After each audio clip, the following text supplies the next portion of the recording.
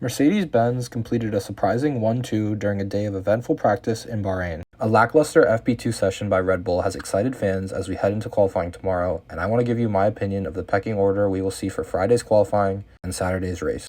Max Verstappen will take a commanding victory in the Red Bull.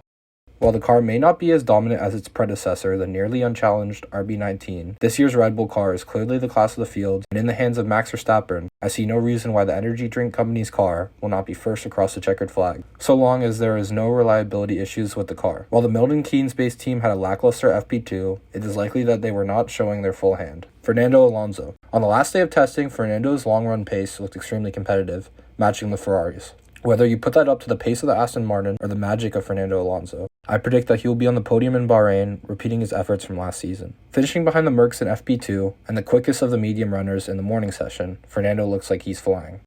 VCARB, or Visa Cash App Racing Bulls for short, is an interesting challenger in the 2024 Constructors' Championship. Daniel Ricciardo topped the morning session, and while those times are not representative, the car looked quick.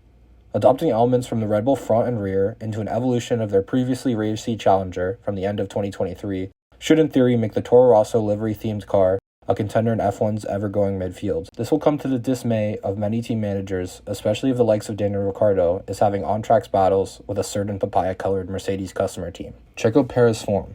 While Checo did appear to pick up his form at the end of the last season, everyone's eyes will be on him going into the Bahrain Grand Prix after a very average test and practice session. I believe that Checo Perez could continue to struggle in a more convergent field as small driver errors could be the difference between second and the bottom of the points. McLaren. This offseason, it felt that McLaren was the most hyped up team to potentially take the fight to Red Bull and Max Verstappen this season. Bahrain will be a question of how well Andrea Stella and the McLaren engineering team handled this offseason and if they found another substantial gain in performance. During a lackluster preseason test, McLaren completed the second to least amount of laps and looked substantially slower than the Red Bull, Mercedes, Aston Martin, and Ferrari on race runs on the last day of testing.